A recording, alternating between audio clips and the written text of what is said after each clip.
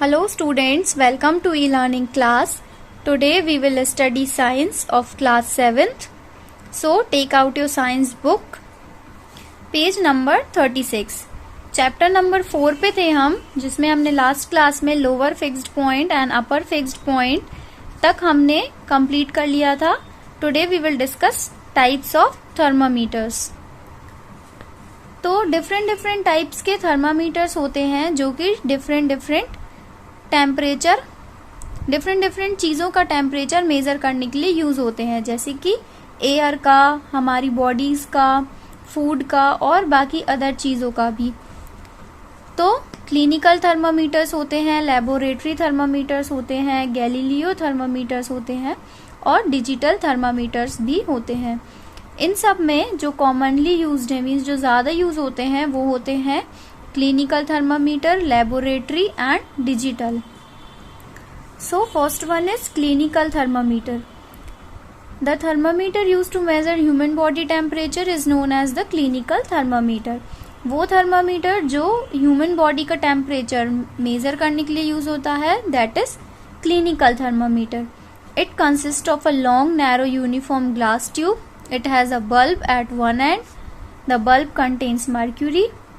From outside the bulb, a small shining thread of mercury can be seen. A clinical thermometer can measure temperature from 35 degrees Celsius to 42 degrees Celsius. This is due to the fact that temperature of a human body never goes beyond these limits. तो यहाँ पे हमें clinical thermometer का picture दिया हुआ है. तो इसमें क्या होता है कि एक बल्ब लगा हुआ होता है, एक ग्लास ट्यूब होता है पहले तो, फिर उसमें एक बल्ब होता है एक एंड पर, जिसके अंदर क्या होती है, मर्क्यूरी होती है. आप सब अपनी बुक में देखेंगे तो आपको यहाँ पे दिखेगा कि एक लाइन टाइप की जा रही है, एक थ्रेड टाइप की आपको थोड़ी सी डार्क दिखेगी, दैट इज मर्क्यूरी. और इसका जो टेम्परेचर की रेंज है वो क्या होती है, 35 डिग्री से लेके 42 डिग्री सेल्सियस तक होती है. यहाँ पे विजिबल भी है 35 डिग्री टू 42 डिग्री. तो ये इसलिए क्योंकि ऐसा माना जाता है कि जो ह्यूमन बॉडी का टेम्परेचर है वो इन लिमिट्स के बाहर नहीं जाता. और इसकी ये जो बल्ब होता है ये क्या होता है, थोड़ा सा स्लाइटली बेंड होता है.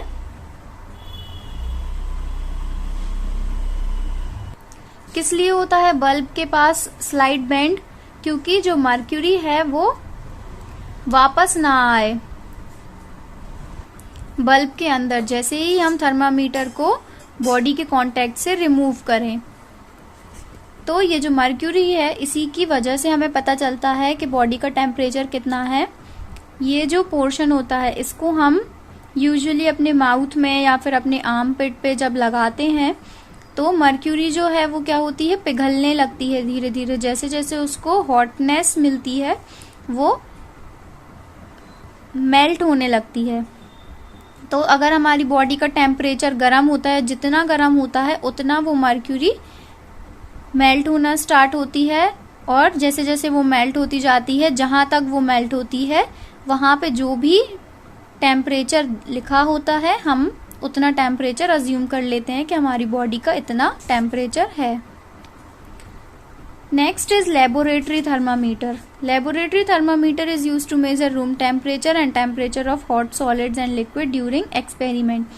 Laboratory thermometer नेम से ही हमें समझ आ रहा है कि वो लैब में जो यूज होते हैं थर्मामीटर वो वाला होगा. इससे हम ह्यूमन बॉडी का टेम्परेचर नहीं मेजर करते हैं. इससे हम रूम टेम्परेचर मीन्स कमरे का कितना टेम्परेचर है, या एक्सपेरिमेंट्स के दौरान जो सॉलिड और लिक्विड होते हैं उनका टेम्परेचर कैसा है, वो सब मेजर करने के लिए इसका यूज होता है. It is usually graduated from -5 degree celsius to 110 degree celsius. This is called the range of a laboratory thermometer. इसकी रेंज कितनी होती है, -10 से लेकर 110 डिग्री सेल्सियस तक. हमें यहाँ पे पिक्चर में दिख रहा है -10 डिग्री से 110 डिग्री तक. तो ये जो वैल्यू दी हुई रहती है जिसके बीच में थर्मामीटर की जो टेम्परेचर की जो रेंज होती है दैट इज लेबोरेटरी थर्मामीटर, इसकी रेंज कितनी होती है -5 degree celsius to 110 degree celsius. Next is digital thermometer.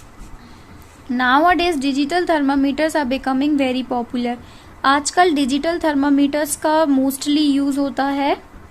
Digital thermometer क्या होते हैं, इलेक्ट्रॉनिक डिवाइस होते हैं जिसमें ना तो ग्लास का यूज होता है ना मरकरी का यूज होता है। ये तो जनरली एक टाइप से प्लास्टिक का या इस टाइप का दिखने वाला होता है। इसकी पिक्चर आप देख सकते हैं, जिसमें ना तो कोई ग्लास होता है ना मर्क्यूरी होती है। It works on tiny dry cell, ये सेल से चलने वाला होता है। इसमें जो ड्राई सेल होते हैं वो डाले जाते हैं जिससे कि ये वर्क करता है। ये अनब्रेकेबल होता है, मींस टूटता नहीं है। जो ग्लास वाला था, ये वाला क्लिनिकल थर्मामीटर, इसमें तो डर रहता था कि ग्लास फूटेगा, मर्क्यूरी गिर जाएगी। इसमें ऐसा कुछ नहीं है, ये अनब्रेकेबल होते हैं और सेफ भी होते हैं क्लिनिकल थर्मामीटर के मुकाबले। A good quality thermometer records body temperature more accurate than the ordinary mercury in glass type thermometer। तो ये वाला जो थर्मामीटर है ये क्या करता है, जो क्लिनिकल थर्मामीटर है उससे ज़्यादा एक्यूरेट टेम्परेचर को मेज़र करता है और ये आजकल बहुत ही पॉपुलर टाइप का थर्मामीटर है जो मोस्टली यूज़ किया जाता है। Next topic is heat, a form of energy. Heat क्या है, एनर्जी का एक फॉर्म है। Heat is a form of energy. Heat is use to do various activities such as cooking food, running और steam engine, heating water for bathing, ironing clothes and so on. तो heat जो है वो energy का एक form है। Heat कई activities के लिए यूज होता है, जैसे कि खाना बनाने के लिए। सबसे पहले तो खाना ही बनाने के लिए हीट का यूज बहुत ही ज्यादा इम्पोर्टेंट है। हम जो खाना खाते हैं वो हीट की हेल्प से ही पक पाता है, बन पाता है।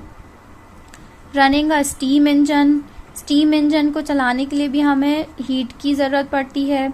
हीटिंग वाटर फॉर बाथिंग, नहाने के लिए ठंडों में जो हम पानी को बॉईल करते हैं वो भी हम हीट की मदद से करते हैं। आयरनिंग क्लोथ्स, कपड़ों को आयरन करने के लिए। ऐसी बहुत सारी चीज़ें हैं जो हमारी डे टू डे लाइफ में हीट के विदाउट इम्पॉसिबल है।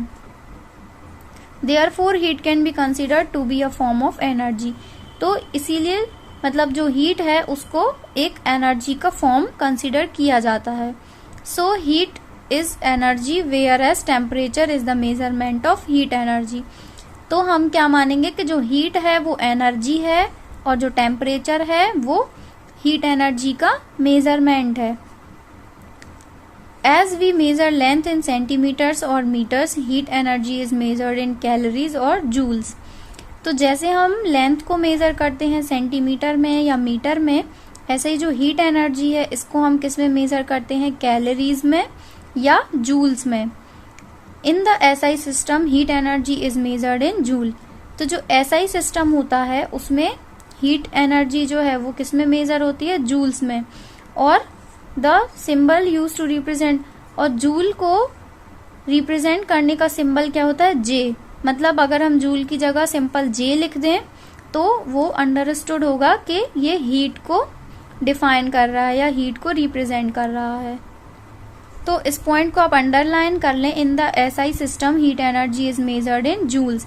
ये आपको याद रखना है कि जो